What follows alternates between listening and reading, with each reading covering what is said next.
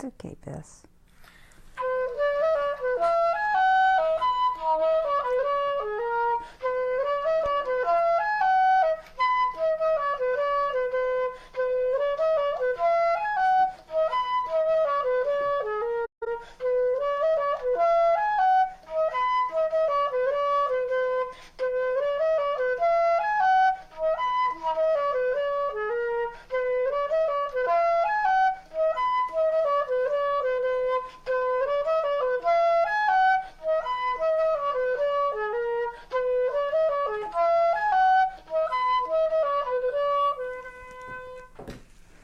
Hi, this is Sally Morgan, physical therapist, craniosacral therapist, and Tellington T-Touch practitioner for animals and people. This is Tristan. He's a Corgi. He's a little nervous about his fancy purple bow today. So today we're going to be talking about something one of my client dogs has, and I think it's pretty interesting, and I think it's something that we should all be aware of in case this happens to one of our dogs. So this dog came to me with something called Sards, S-A-R-D-S, which stands for Sudden Acquired Retinal Degeneration Syndrome. That's Sudden Acquired Retinal Degeneration Syndrome. And what that means is that your dog has sudden blindness. And it can occur in any breed, but more often it's in female dogs. And there are approximately 4,000 cases seen annually. I know those things are poking you in the ears, dear. How's that? Is that better? Which 4,000 cases isn't that many when you divide it into the states, the number of states. You know, any vet may be seeing one a year or something like that. So it's not something that a lot of people know a lot about, but it happens occasionally, and you know, your person will notice that your dog is like not seeing as well as they had been. And this client, as have many, brought their dog to the vet saying, I think she can't see. And they said, oh no, she's fine. She's just getting old at 6 or 7. And that's not, you know, an owner knows enough to know when their dog is having a problem. So she brought the dog to another vet, and that vet sent her off to an ocular specialist, which was the right thing to do. It seems to be a little more common in some breeds like pugs and golden retrievers. This dog is a dachshund. And the blindness may occur slowly or over several days, or it could even be weeks and months, and it's noted by dilated pupils. So the reflexes to light are present but diminished. And other symptoms seem to be related or similar to the symptoms you'd get with Cushing's disease and or diabetes, which includes drinking lots of water, peeing a lot, weight gain, restlessness, behavior changes, and lethargy. And sometimes they are a little more snarky than previously. And Cushing's is readily treatable with Chinese herbs, acupuncture, and some other supplements, as is diabetes. And trying to tell which is which is a little bit tricky sometimes. Pugs are prone to both diabetes and Cushing's, so this could be a real problem for them. And again, those symptoms may develop months or weeks ahead of the onset of the blindness and the sudden acquired retinal degeneration. So the clinical progression of the disease, like so many, varies tremendously depending on the animal and the degree of hormone elevation, because it seems that some of the hormones, especially estrogen, are increased. And so the amount of progression of the disease often depends on the age of the dog.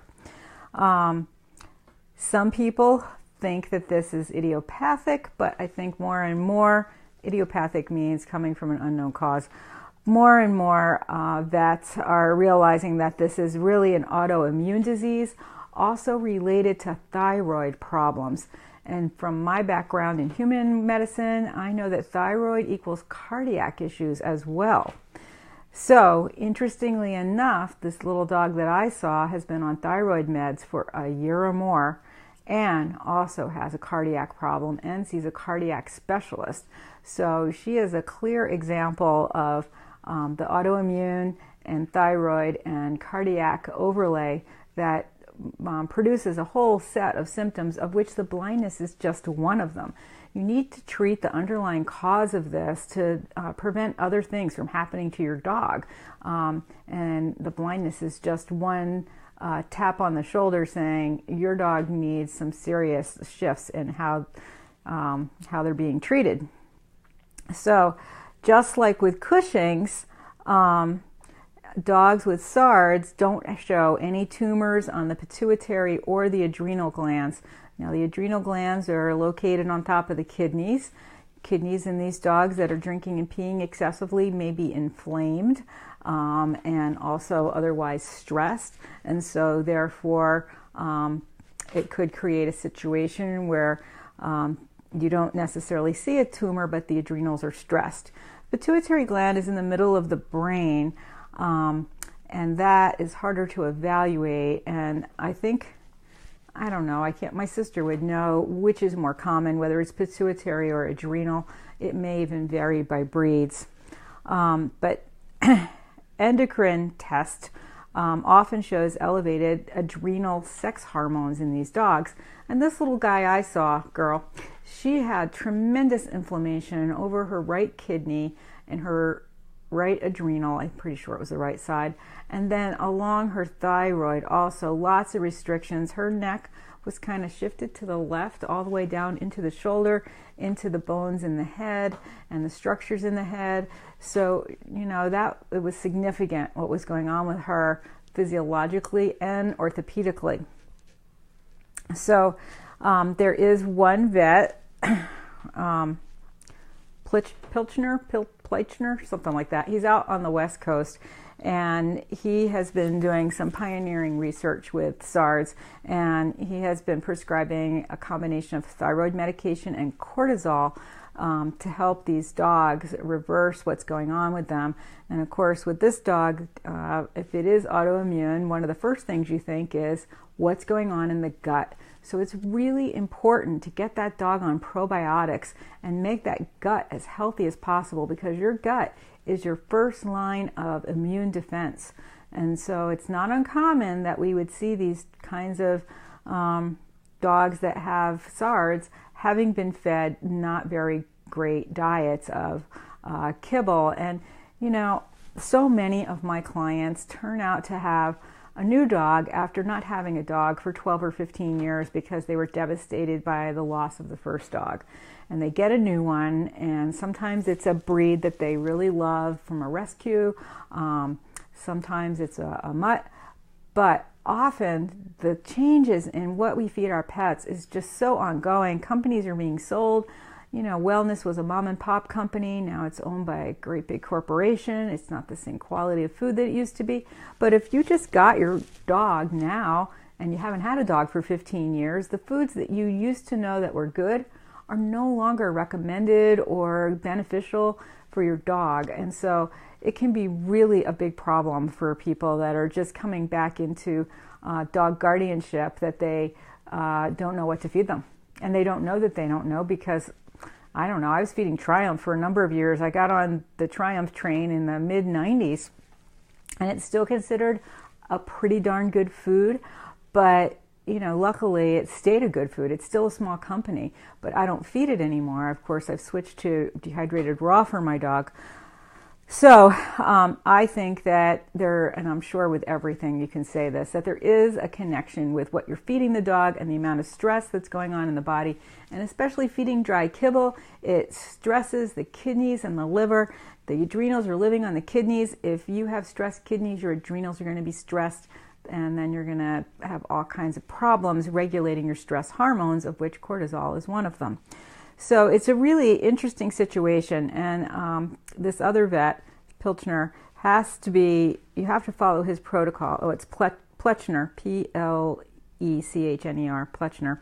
You have to be following his protocol pretty closely, because giving cortisol to a dog can be pretty dangerous. And he does provide that along with the thyroid hormone in a balance, because the thyroid hormone will dissipate excess cortisol. So it's a pretty interesting and tricky and sad disease. If your dog has it, he's going to be blind, and that can be really hard for people. And And one of the things, I guess there are some specific endocrine immune blood tests developed by Dr. Pletchner that you can really find out more about what's going on with your dog. And there are vets that particularly will do this test and send it to the correct lab. There is a Sards Facebook page where you can go and learn more about this disease. Thank God for Facebook, because so many people, like the people with wheel dogs and DM dogs, have a place to share information and learn about what's going on with their dog from other people who have faced these challenges. And there are several. Something giant just fell in my other room. I don't know what it was. We'll find out later, but it was scary, right, Biscuit? Anyway, what was I saying? Oh yeah, you can get lots of information from these groups online, and it can be really helpful to share information. And sometimes you learn more about things like, I was telling this client, if the dog becomes to the point where the urination is a problem, my sister has these wonderful pads now that you can use for your dogs to pee on, and you can wash them. You don't have to keep throwing them away. So that's a huge thing. When I had a dog with DM, I would have loved to have something I could wash, like these wonderful pee pads she has. So they're pretty inexpensive. They're on our website. If you've got a dog with urinary problems and you've been using throwaway pads, check those out. So to find other people that have the problems that your dog is having and get some books and references and resources for how to manage a dog that's blind. Certainly their ears and their nose will become a way that you can communicate with them. And I really encourage people to experiment with scents. Of course, the dog's nose is so sensitive that they can do really well with scents without us doing anything like wearing heavy perfume or something crazy like that. But you can put, for instance, I met a dog at the beach who was blind, a big poodle. May have even had this, I don't know. She didn't talk to me too much about it. But she was putting a drop of peppermint oil on a rubber toy and throwing it into the ocean. And the peppermint oil wasn't dissipated too much by the ocean water, and the dog could find the toy and retrieve it, which had been one of her most favorite activities when she was younger. So it was a real wonderful thing that this person had figured that out. So there's tons of resources where you can get information about how to manage a blind dog. And there is some research done by Dr. Pletchner that has shown that in some cases this blindness can be reversed with immediate intervention. And there are on the Facebook page a list of vets that have worked with his protocol in the tri-state area, which is Pennsylvania, New York, and New Jersey. And there may be more than one Facebook page, just like with the wheel corgis and the wheel dogs and the DM dogs. There are lots of places to get resources from other people that have this kind of problem for their dog. So if your dog, and I don't think this is going to be true for many corgis, no one I have talked to knows any corgis that have ever gotten this, thank God. But I do think the food is a really important factor to keep in mind too, because when you think about pugs and golden retrievers getting this disease, they are orange dogs like our corgis. And if you feed them chicken, which feeds the fire, which of course the adrenals are associated with the element of fire as a matter of fact, you're going to end up with a hot dog, and that heat is going to really just cause inflammation throughout the body. Now this guy I was seeing, this little gal, she's a long-haired dappled dachshund, and my sister said to make sure she's eating a lot of cold foods because she has, her fire has been overstimulated, and hence the autoimmune problem. And I think this is true for people too. When you eat too many things that create inflammation in your body reacts in whatever way it needs to protect itself, and it leads to many different constellations of diseases like Crohn's disease and fibromyalgia and arthritis. So it's really important, if you are feeding an orange colored dog, to give him cold foods like duck, turkey's neutral, beef, some cold water, wild fish occasionally, rabbits, dark meat if you have a choice, and that will help balance out the fire that's innately in the dog. So it's a really interesting thing. Thank God, you know, it's a pretty rare thing. 4,000 cases a year is like 80 each state. That's not too many. But it's interesting to know about. So, and the last thing I want to say about it is, why was this dog coming to me as a physical therapist?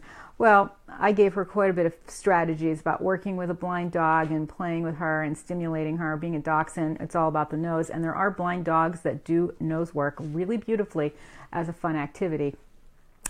But the other interesting thing is, because of the manual therapy I do, I was able to access a lot of the organ systems of the body, similar to acupuncture but different, in a way that just balances the whole system. And again, our bodies and our dogs' bodies and our horses' bodies all want to have wellness and health. And the body has tons of self-healing mechanisms available to it. And so a lot of the manual therapy work I do just balances the body and allows the body to do what it needs to self-heal. And so I'm sure that dog will be a lot more comfortable after the work I've done, and I'm working with a person to get her on a better diet that addresses her current needs, and she's looking into some other modalities. A couple of treatments of acupuncture I think would be useful. I think she's going to do a consult with my sister to look at some Chinese herbs and some other more specific foods for her dog. But really, so the important thing too here to take away is that when your dog has something wrong with him like this, it really behooves you to really look into it and take, most of us do, as much as we can afford, explore every option to try to keep our dogs as healthy as possible. We love them so much and we want to do right by them. And I applaud my client for going to a couple of different vets quickly to find out that her dog was indeed going blind when she thought the dog was going blind, and was told that, no, the dog's fine. We know our dogs better than anyone. And if one vet doesn't work out, there's always another one. So, Danny, it's going to snow here again. Hope you're okay out there in the cold. Hi, Mindy. So, and if you know anybody with a blind dog, ask them if this is what was the onset, because there are a lot of nutritional things that you can do to help some of the other constellations of this situation not get so bad. If the dog does have Cushing's or thyroid problems, you really need to treat those too. So thanks for joining us today. We'll be back tomorrow, remember, at about 9:30, and also on Sunday for another episode of Conversations with a Corgi. And I'm still thinking about doing a really long one about this horse issue. Right, Biss? He says, I'm not a horse.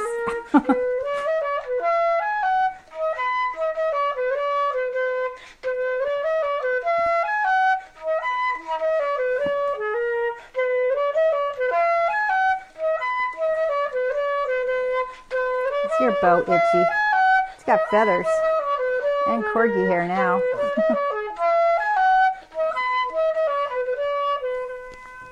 Thanks for joining us today. Everybody have a great day and take good care of your dogs.